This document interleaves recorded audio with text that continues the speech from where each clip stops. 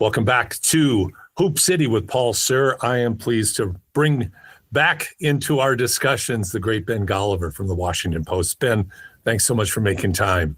My pleasure. My pleasure. We're getting close. All-Star break, trade deadline, lots of stuff going on right now. So, and I'm sure you were watching Cooper Flagg versus Con Knipple. I know that you had that game on. There's no question about it. Oh my God. What a show. Yeah. What a show. Like, to see the Dukies, the two young guns who have been neck and neck all year. Unbelievable display of things to come, what they're evolving into, both of them. And, I think when people read the headlines this morning, if anybody checked the score, the box score first, the visiting team comes up first, they go, wow, Knipple must have worked over Cooper last night, 34. And then if you look at, then you go, 49. Where the heck did that come from? What a performance. I always feel bad for the guys who fall just short of like a 50, right? Or just short of a 60. Anytime you're on that, stuck on that 49 or yes, whatever it might be, it's just like, oh man, all it would have taken is one free throw, one layup somewhere along the way, and you get the round number. And what was so interesting to me was at the buzzer of that game, Cooper's team, because it didn't quite go well at the very end. They didn't quite get the shot they wanted, and so they lose a close one. And obviously, everybody knows it's Cooper versus Con, so Cooper wants to win that. Con wants to win that. Of course. I don't know if you saw, some of his Dallas teammates gave him space. It was like, hey, let's not go console the 19-year-old and tell him that it's okay, that, oh, you didn't get the final game winner to go down, or you still played a good game. They gave him space like you would the most competitive person after they take a loss. It's like, hey, now is not the time to go tell Cooper it's going to be okay. Just let him process this and work through it on his own. And that's what I actually love about Cooper and Con. Two insane competitors, and you can tell from even just like Con's efficiency, how well he's hit the ground running in the NBA, that this guy just is all about hoop. There's not really a lot else going on. He wants to win badly. And of course, that's kind of been Cooper's story really since high school. So I just thought that little moment was interesting where the veterans already know, don't treat Cooper like a rookie. Treat him like a psychopathic competitor where you want to stay out of his way a little bit. He's not your average 19-year-old. That is for sure. But going to, like you said, Con's efficiencies, the level of play these two young guys have in their game in the league, where you're dealing with the best of the best, and the emergence that has happened so quickly.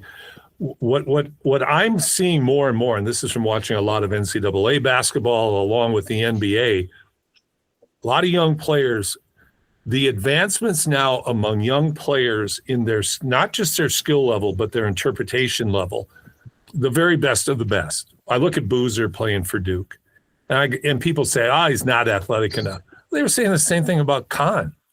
Is he athletic enough? Yeah, hell yeah, he's athletic enough. Boozer's going to be just fine. The guy can flat out play. The overemphasis, I think you see it so often because you're courtside so often, but you can't overstate how athletically gifted the NBA is. But the guys like we've talked about who have the high skill level IQ and competitive advantages that they create for themselves are able to succeed just fine, even if they can't run the fastest, jump the highest, and they're not crazy athletic. I always come back to touch and feel as being really, really important characteristics, more so than even physical attributes in this modern NBA. In large part because it's offensive driven, right? And in large part because there's a lot of room to operate, right? So you have space for days because all your teammates can shoot. So what can you do with that space? Do you have the ability to find the open man? Do you have the ability to create a shot off the dribble? And can you hit a shot from three different levels, right? Can you get to the rim, hit something from the mid-range, get to the free throw line, shoot the three-point shot? Cam Boozer, I got a chance to interview him his senior year of high school. And actually, I talked to his dad, too. And it was really fun because you remember Carlos Boozer. He was the classic prototypical bruising power forward. Absolutely. You're going to be in an ice bath after you play this guy. He's going to give you 20-10, but it's not necessarily going to be pretty. And he's hardly ever going to take three-point shots. And what Carlos told me, well, first of all, he was a very proud dad. And I think that He was glad that the Suns chose Duke because for a while there, they didn't want to do it. It was the classic, we want to go anywhere but where dad went, right? Absolutely. So he was really glad that they came back into the fold. But he was also just saying, I'm so jealous of the stuff that Cam can do. He's like, there's so many things on the basketball court that his son, who is built with very similar dimensions as Carlos, but just plays a completely different modern game, right? The passing ability jumps out to me with Cam Boozer. Obviously, the scoring and the motor, he's always going to get you 10 rebounds. Like that's just, default. Right. You know you're going to get that. But then also the versatility and the fluidity. And I think that's why he's going to be okay in the end. Like maybe he doesn't have the super leaping shot block stuff, right? But he can move around the court. He can step out and defend multiple positions. He can punish switches, right? If you get him on a smaller guy, he's going to take that guy into the paint. And then he can step out and shoot a three if you're trying to drop off of him, right? So that's a lot of characteristics we want from big guys. And so I'm a Boozer believer, no question about it. And his mental makeup is really what Coach Shire talked to me about. In my story that I wrote before the season, it was this idea of like, well, how do you have a revenge mission if all of the guys who lost in heartbreaking fashion in the Final Four are gone, right? Cooper's gone, Kahn's gone, Malawak is gone. And so it's like, Duke, you're always going to reload with five-star athletes, but if you're John Shire, how do you tell these guys, we just had one of the worst losses in the Final Four has ever seen. We were heavily favored to win it last year. And even before, in the days after that loss, I should say, Cam Boozer was already telling me, I just coincidentally interviewed him at that point. He was already telling me, we got to get this one back next year.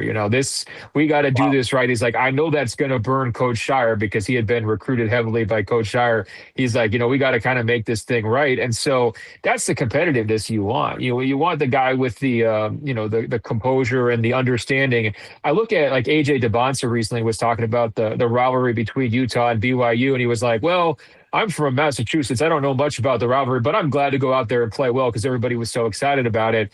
Just a different approach, and I'm not saying one's better than the other, but the way Cam is just kind of so locked in, all basketball, super professional, polished. I would have a really hard time passing on him if I had a top pick in the draft. I would too, and for all the reasons that you just described, because I watched DeBonsa play.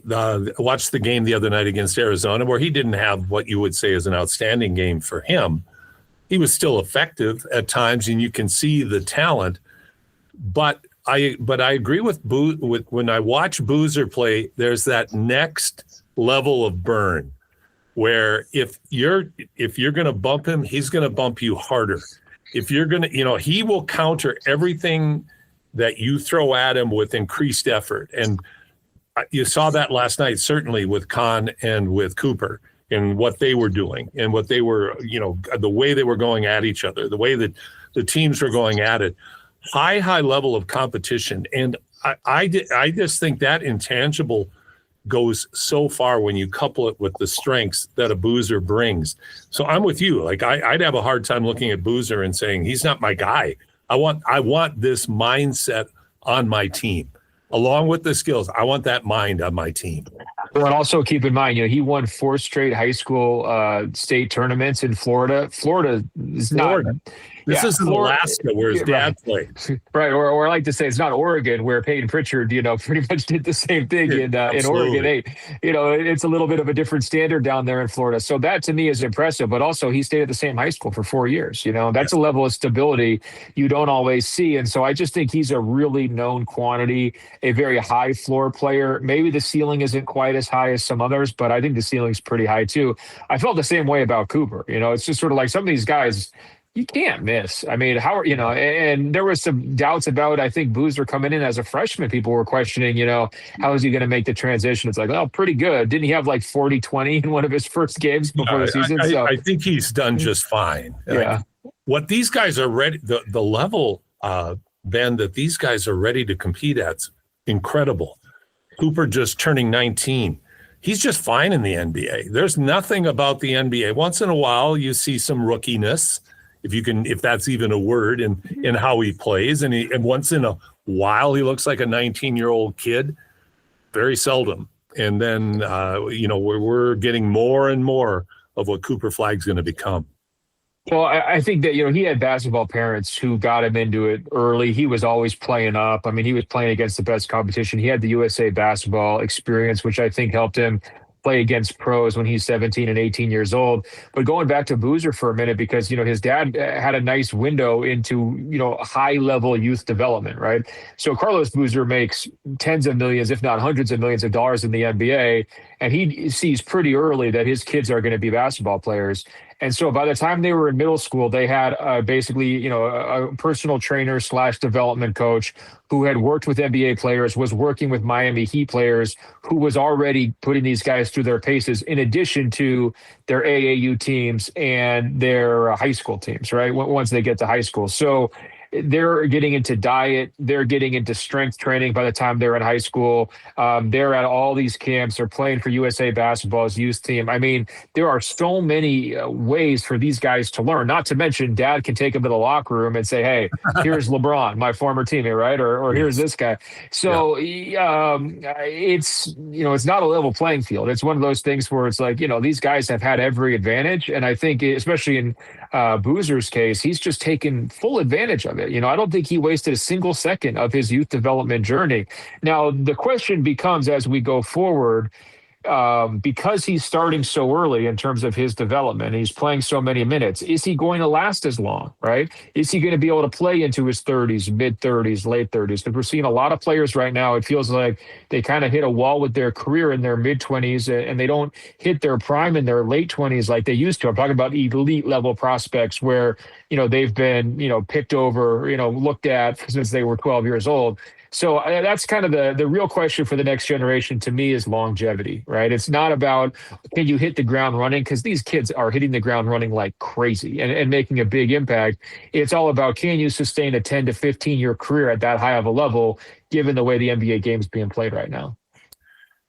Like we've touched on many times and is talked about so often, is that where are the injuries coming from? Why is it so prevalent right now?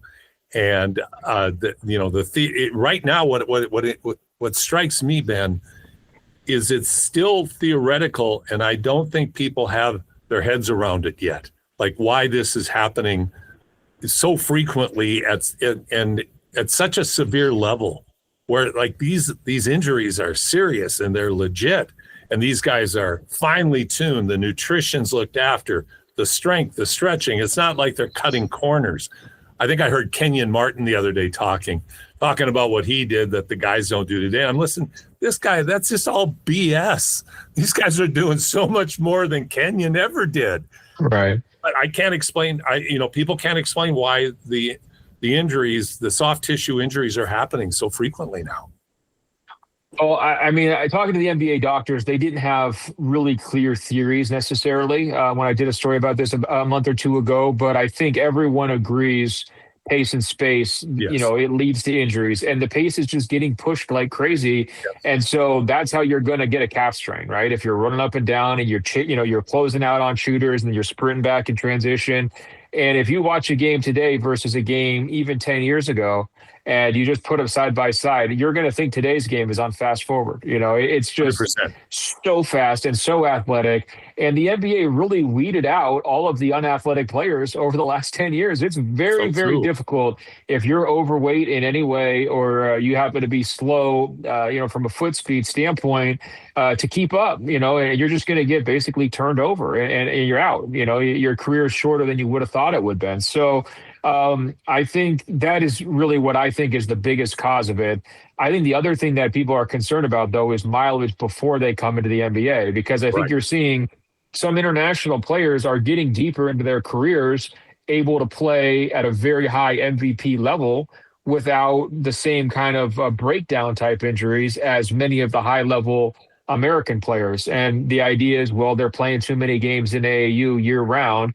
And when you start to think about the profit motive now with NIL, and you can sign deals in high school with agencies and everything, the pressure to just always be playing, to always show what you can do, to always be on social media with a new post and in content and everything, it's just exhausting. And if you're starting that cycle on bodies that are 12, 13, 14 years old, maybe we shouldn't be surprised that they burn out when they're 26 years old, right? That seems almost logical. And, back in the days, does anybody even know who Michael Jordan is until he's hitting the jumper for North Carolina? I mean, I'm being a little facetious here, but he is not under the No, same kind of microscope. You're 100% right. Yeah, That's and a whole different deal. He's going to camps, I'm sure. But if you're just talking about like how many game hours is he playing when he's a teenager compared to this current generation, it's just completely different. And so that's why it's frustrating, because the idea of like, well, how do we stop the injuries? Well, you could try to slow the game down. You could try to make it harder to make 3-pointers, right? You could try to manipulate that, but you can't change capitalism. You can't change all these kids who are 12 years old who want to make it to the NBA and are willing to do just, darn near anything to get there, right? And so that's why I think a lot of people are throwing up their hands. And actually, I think a lot of people are putting their hands over their eyes, and they're just saying, oh, let's kind of just hope whoever's healthy gives us a good show. And if people get injured, well, they get injured, But I think, and I'm talking to Ben Golliver from the Washington Post here on the Deep Dive on Hoop City with Paul Sir. Ben, I think the hand over the eyes is the correct description, because it's like you're referring correctly to the 12-year-old kid who's going to get some NIL money now and is expected to perform now. It's those people pushing him who also have their hand in the pot that are a big source of this pressure-packed environment and all of this plethora of opportunities and high expectation events that are going year-round.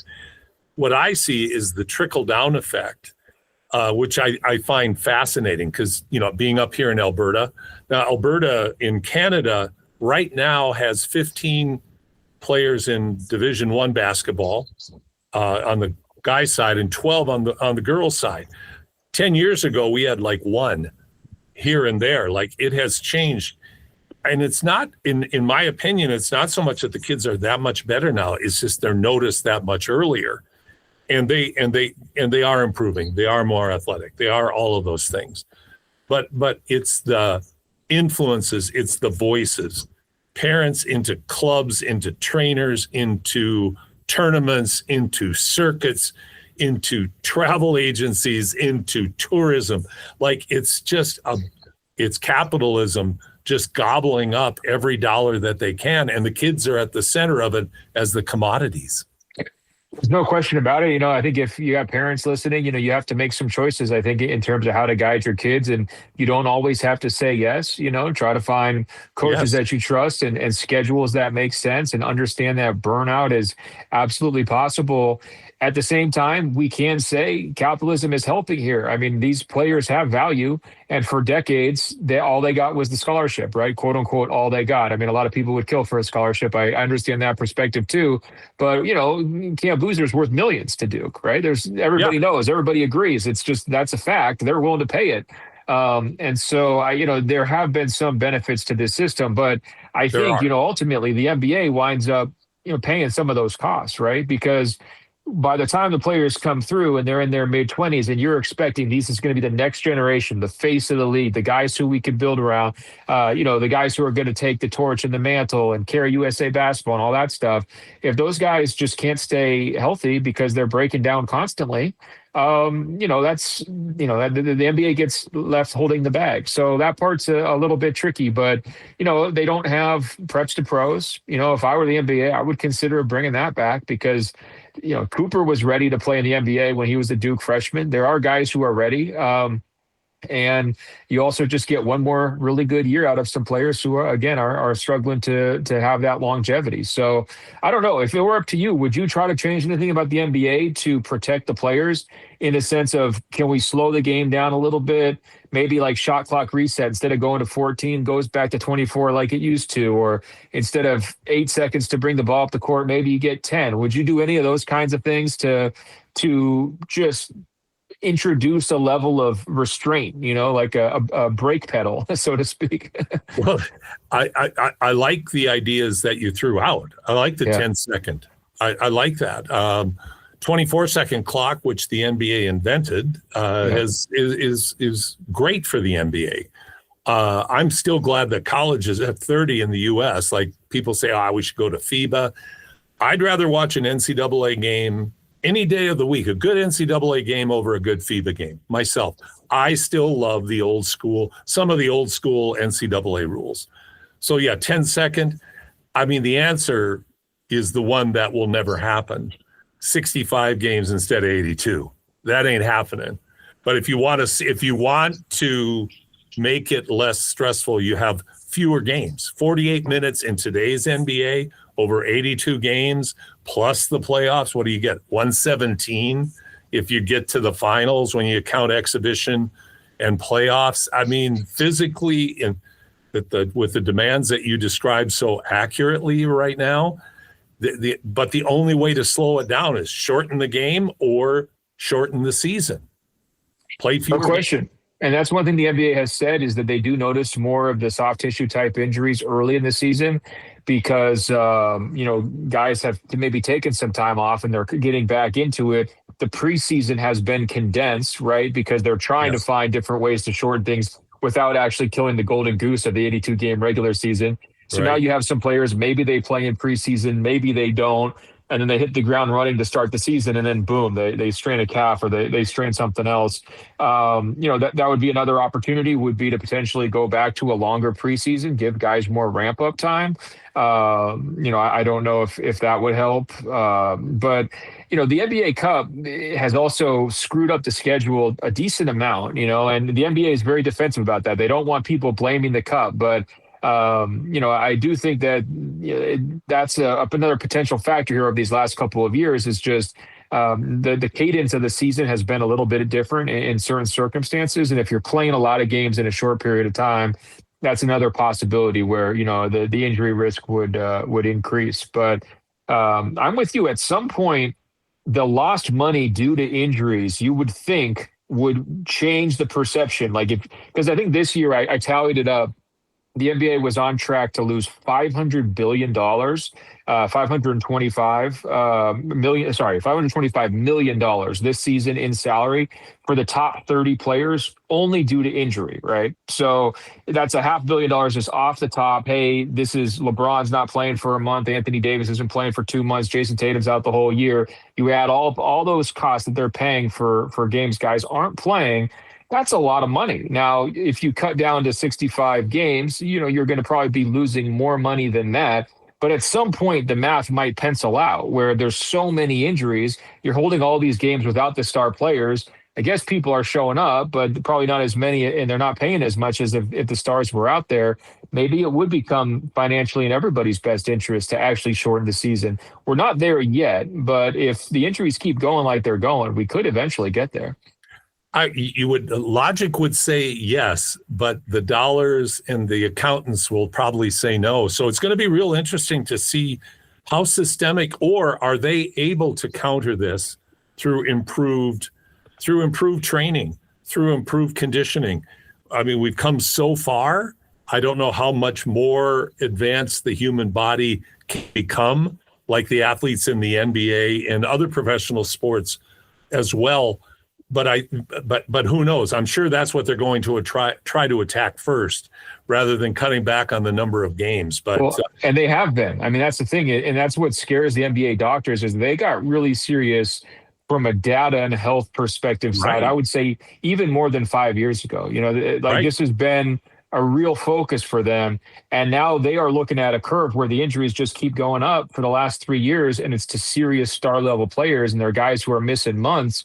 And that's, it's an existential threat. Like if you're a stars league, which the NBA has always been, if your stars aren't on the court, that is a existential threat. And, they're in good shape because they just signed the television contract. So they have a while to kind of work through this. But the question is, again, what's the effort level on it? How big of a priority is it? Or do you just default to, well, hey, if, next man up, one guy goes down, somebody else pops up, for example, Jason Tatum goes down. Well, now Jaylen Brown's looking like an MVP, right? Or Tyrese Halliburton's out, but look at what Tyrese Maxey's doing, So that's one way to cope through this, but it's also harder to build bonds with your fan base if that's the case.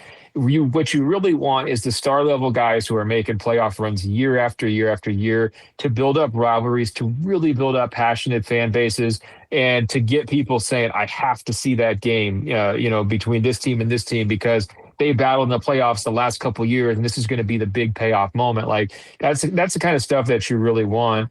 And what we saw last year, for example, Boston couldn't make it through the regular season. They had a whole bunch of injuries. They got to the playoffs. The wheels fell off. Tatum, blows his Achilles.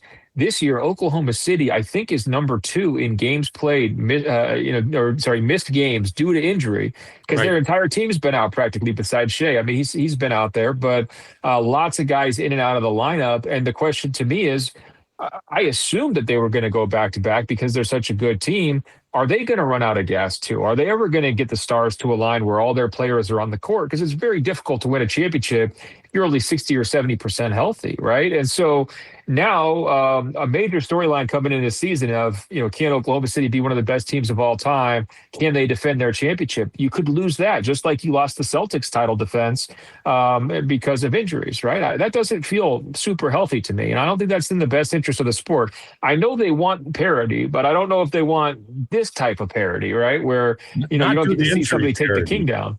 Yeah, that you don't want it to be because guys are having season-ending injuries and lineups are in a constant state of flux like they are right now. I think you're making great points. Now, this is a bit of a criticism of the NBA. Not a bit. It's a straightforward criticism. One of the ways that they're dealing with the business side of things, and I don't think it's necessarily that it relates to what we're talking about in terms of the injuries, is the NBA keeps expanding its markets. Looking at Europe, to me, it's the surfboard in front of the tidal wave. How do you stay in front of the tidal wave? You stay on your surfboard, and you keep finding new markets, and people are buying it, overseas. If they expand to Europe, that could be huge. It could absolutely be huge. Their impact in China and the money that they generate through their Chinese operations. So the motivation is for more, just like we're talking about with AAU. It's for more, not less. So yeah, we want all the stars, but these factors don't align, Ben. Yeah. No, I mean, there's no question that this current NBA administration has been revenue focused, unlike any previous. Unlike any previous NBA administration, right? And that will be Adam Silver's legacy, as he made everybody so much money. I mean, he is just an unbelievable driver of revenue. And, the Europe is sort of this, latest initiative. I guess sitting back as somebody who doesn't work for the NBA, is enough? It's like, how much money do you need? Can we just have a product where the guys are out there playing every single night? Can we focus on that? That would be, my preference. I would trade the NBA Europe if I knew that, we had 85% of the stars, available on any given night, which they're not even close to that this season. So, but at the same time, the NBA does what it does very well. I think NBA Europe could really be a big ad for that sports scene over there. It'd probably ruffle some feathers and take a while to develop. And, you got to kind of earn the credibility. But nobody's going to sell a game of basketball better than the NBA. You know that. No one's ever done it better previously, and no one will ever do it better, period. So, unless they replace Silver with Trump, then I think they'd have a harder sell over in Europe. Yeah, that's true. Well, Silver, he went over there for the London and the Berlin games, and he was making his pitch. And, I think to some degree, it's good for him to be over there to see, well, what's the basketball community really like in some of those places? Because we know Serbia, they're willing to die for the sport, right? But 100%. London, it's maybe, I wouldn't say it's that high on the totem pole, right? So not at all. Basketball in London is still on the sixth page of the paper. Right. I remember when I played in Belgium way back when, it was like I'd open the paper up and it was 6 pages of soccer, 3 pages of cycling, and then on the back page there'd be 2 little stories in the bottom right about basketball. And it's not that way anymore, but they have traditions, etc. Like you said, London, is that an NBA franchise in London sustainable? I don't know. I don't know what the economics are. Same in Berlin. I just don't know. But it's an interesting experiment for sure. Well, the other reason why it's interesting is because so I haven't traveled extensively in Europe, but I've been there a few times, and it does feel like there in many of the countries, especially the big cities, there is an obsession with American culture, or not obsession, but Absolutely. a real interest in American culture, American celebrities, American athletes, right? So, like you're walking down the street in Paris, you're probably going to see a LeBron billboard, or Yeah. something along those lines.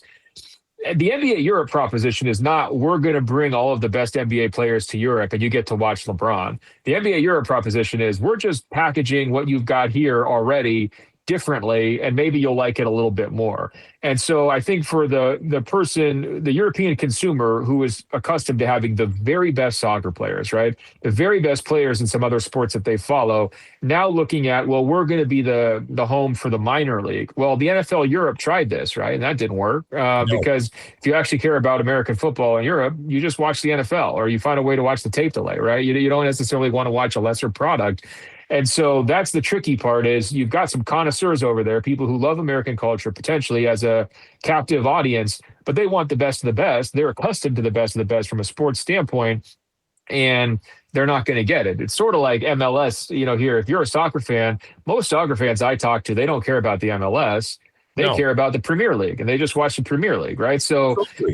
Great comparison. yeah, I think it's one of those things where there's an opportunity, but I wonder how big the opportunity is. What I would love to see though is, can you imagine the first player, like imagine Wemby, right, or imagine the next generation Wemby who comes up through NBA Europe and then gets to graduate to the NBA draft and then comes to the NBA, right, and then potentially, once he's ready to wind down his career, he could go back to NBA Europe for the last season or two, sort of like Messi coming to Miami, just to Right. the tail end of his career.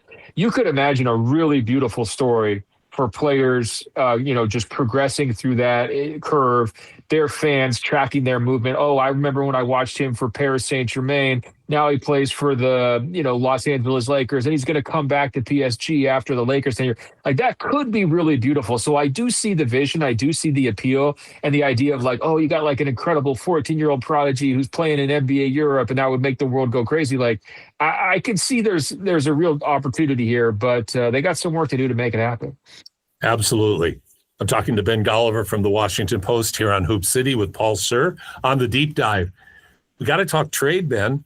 Giannis Antetokounmpo, I think it's safe to say, is not going to be in Milwaukee much longer. You hear the various teams, Miami, Golden State, New York Knicks, even the Timberwolves are in the conversation now. With your ear to the ground, what do you think? Number one, is it a 1 in 100 chance Giannis stays in Milwaukee, or is it 50-50, or is it better than that? Or it just seems like a fait accompli now. Like it's just going to happen. Like the tables have turned. It's no longer Giannis staying in Milwaukee. It's just where can Milwaukee get the best deal?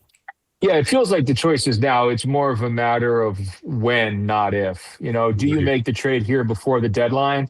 Or do you wait until the summer? Now, I think Milwaukee is positioned to potentially wait until the summer because Giannis has already had multiple injuries. The season is pretty much already a lost cause. He's sidelined currently, and if they tank, they actually get to keep their draft pick. And they've traded away a lot of future draft picks. So every young player they can bring into the mix right now is a huge boon for whatever comes after Giannis. So they have a lot of motivation to say, hey, we could just wait until the summer here, shut Giannis down. Sorry, you haven't stayed healthy, and then just let the remaining players lose these games, and they'll lose them because they don't have very many good players on that team. There are not. And then now you go into the summer, you have a number one pick or a top 5 pick to add to your group as your new centerpiece. And then you kind of open up Giannis on the trade market, and there could be some teams that have a lot more draft picks to trade available to them by the time they reach the summer, just because of the way the NBA's complicated trade rules work. So for Milwaukee, it's been a disastrous season, but that's not a bad fallback plan. There is some real, logic to waiting and then just figure it out in the summer, right? Now, the counter argument to that would be Giannis doesn't have many years left on his contract. It's sort of like this one plus one more, then he's going to want an extension. So there could be a team that says, let's be proactive here. let's trade for him now so we could have him as part of our group this year and try to win a championship this year. Hopefully he comes back healthy. And then we get another shot next year, and then we kind of sort things out when it comes to the money side, right? So you could see there being potentially some teams that are like aspiring contenders who say, we don't want to wait until the summer. We want to take advantage of like an Eastern Conference, for example, that's wide open, that doesn't really have a clear, number one threat. So that's going to be the balance. It's between, is there real urgency out here to do it, or does it get kicked to the summer? The other interesting dynamic that everybody should know about is that Milwaukee has traded away what I call hostage picks. So, Portland is the hostage taker. Portland owns a bunch of their future draft picks. And so the problem is if you trade Giannis and you try to go into a rebuilding cycle, you have nothing to show for it because you don't own your own draft picks, right? So you could finish with the worst record in the league. Portland still gets to keep that pick. And so that's why you're sort of in a hostage situation where you're trying to come up with any trade that could possibly get your own picks back from Portland.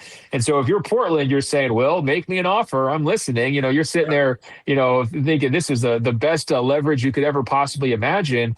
And so for Milwaukee, it forces a couple of choices. You could either try to create a trade that maybe 3 teams, 4 teams that gets you some of your picks back from Milwaukee. And now you can go, through the normal rebuilding cycle, or you can say, we don't want to trade for young players. We want to trade Giannis for guys who could help us right now because we don't have our picks. We can't get our picks back. And so we just need to at least have somebody to go out there and be decent. A good example of that trade would actually be when the Spurs traded Kawhi Leonard to the Raptors for DeMar DeRozan and other pieces. Instead of trying to get, I want as many draft picks as possible, they said, hey, we have a pretty good team even without Kawhi. If we bring DeMar in, he's not as good as Kawhi, but we could still make the playoffs. We could still be competitive. We could still put a good product on the court. Those are the kinds of choices that Milwaukee faces. And we don't know which way they're going to go because they've been denying that they wanted to trade Giannis for the last 10 years. So Absolutely. We don't really know. We know their thinking. Their thinking is, man, we wanted to keep Giannis, right? That's and now right. they enter a new era. And so that's why it'll be interesting. Can they really make a trade here on this short timeline, right? This is a pretty quick turnaround until the deadline on Thursday. Are they going to be able to pull something off, or are they going to say, you know what, pump the brakes, let's figure it out this summer? What do you think's going to happen? If you're a betting man, do you think they're going to pull the trigger before the trade deadline, or do you think they'll have the discipline and patience to wait until the summer?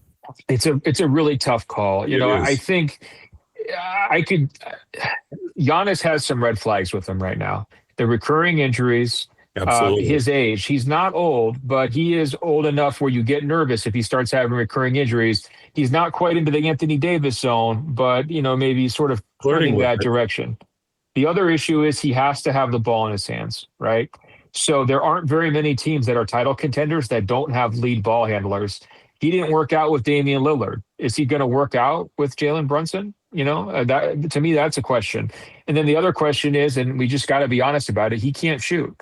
And so you have to have the right personnel around him so you have other shooters who can handle that. You need to have a guy who can close games as a jump shooter because Giannis does not have the three-point threat and he is a little bit unreliable at the free throw line. So those are red flags potentially, and those are the kinds of things that maybe would scare a team off from throwing like a crazy Godfather offer at the Bucks and saying, oh, here's 5 picks and swaps and all this kind of stuff.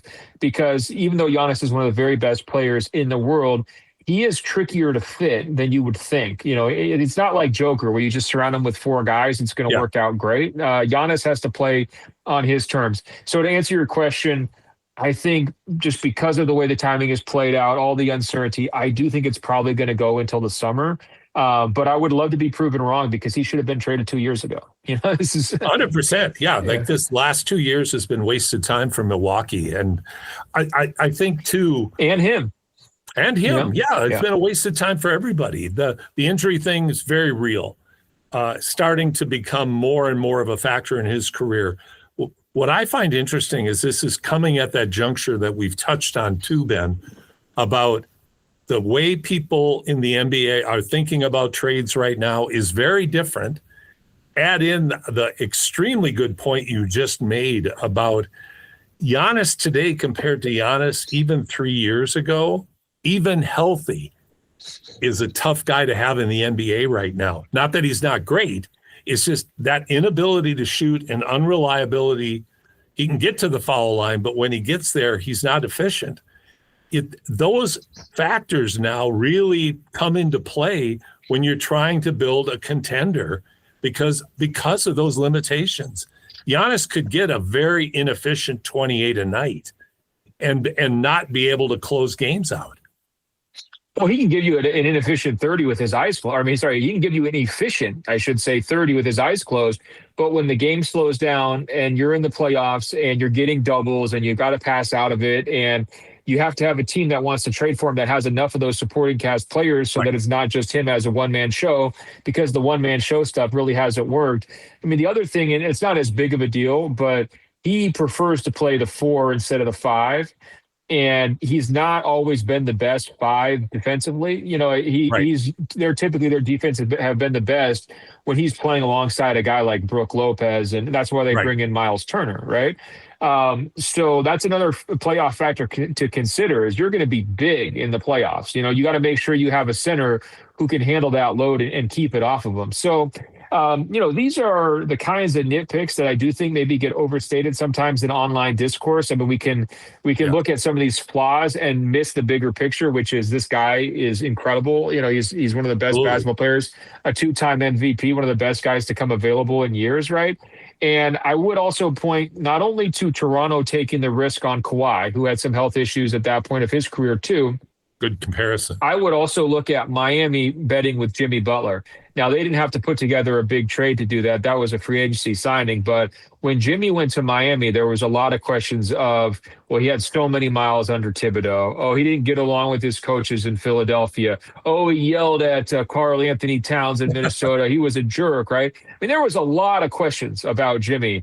And ultimately, Miami said, we're betting on talent and we're betting on his heart and work ethic, which we know Giannis has those two things in spades. 100%. And it took him to 2 finals. So if you're Miami, and by the way, it ended poorly, but if you're Miami, you have no regrets about that Jimmy Butler bet. And so that's why it's another opportunity here for somebody to say, hey, there are some possible red flags. There are some reasons not to do this deal, but talent is always a good reason to do deals, and talent's hard to come by, and Giannis has talent. Loads of it. If I had my choice, I'd love to see Giannis in New York. I'd love to see him with the Knicks. I really would. I think I'd love to see him try to work things out with Brunson. I think that would be a pretty cool combination in a city that would go completely crazy over it. I think it would be very dynamic. Well, he always gets amazing warm welcomes in New York. I know when they were playing the Nets in the playoffs, it felt like it was a Bucks game because all the Greek people come out, right? And so the fans, they're waving flags. They've got Giannis's national team jersey. They go bonkers. So I do think, he would have a really good time there. I mean, that would be great for the league. That's a big-time star in a big market, and I think a lot of people would rally around that. I wonder, is it more realistic? New York's had this up and down season, some really great moments. They're in a good spot in the standings, but it hasn't been as good as maybe they expected. Could this trade, like the most realistic way it would happen is what if they lose in the first or second round and all those dreams of the finals go kaput? Is it the panic trade where they're like, hey, get Cat out of here, get this guy out of here, we got to bring in the bigger star? That feels like the most realistic way to do it, because if you make that trade right now, you're gutting your roster because you don't have any draft picks, right? So you would really have to lose faith in the whole idea mid-season. And I don't necessarily get the sense that they're there yet. I don't think this is, if they were under 500, okay, I could see it. But that would be a huge gamble for them to do that. So that's one argument. If he really wants to go to New York, and there was some talk about that last summer, of that being sort of a preferred spot, I think it makes more sense in the summer. I think so, too. And I was just saying, if you block out all the reality. Oh, yeah. Just have Giannis and Brunson together in New York. That'd be pretty cool going into the playoffs. Oh, but my you're God. Totally right. Like there's big boy stuff that has to be thought about here. Well, hey, I mean, sometimes, like the Lakers and the Mavericks last year made a deal with Luka. They did not say, oh, let's see how this plays out. Maybe we'll find a more convenient time to do it. They just ripped the Band-Aid off and did it. Lakers have no regrets about that. And I suspect if the Knicks did, kind of blow this team up to get Giannis, there's a good chance he would make that bet worth it. So I'm not telling them they need to wait. I'm just, I'm kind of trying to assume that they would. But, there are GMs out there, and Daryl Morey's one of them for the Sixers, where he swears, chemistry actually doesn't matter. Chemistry is overrated. The only thing that matters is talent. I don't agree with him, but I understand where he's coming from because, his idea is like, look, if you have great players, let them try to figure it out. And if they can't, trade them for other great players, just start there. If you don't have great players, you don't have a shot. And so it's a very ruthless, cutthroat approach to, front office work. But I understand it and I respect it. And I hardly think anyone's going to complain if a couple guys get traded and Giannis is in that New York Knicks jersey. I think people are going to forget pretty quick, right? They forget real quick, and the league would get onto that narrative and grab onto it real fast. Ben, thanks so much for spending time with me today. Really, my pleasure. A lot of fun to talk as always, and look forward to the next time we can do this. Let's do it. Can't wait. Can't wait. Ben Golliver, Washington Post, joining me on Hoop City with Paul Sir. We'll be right back after these messages.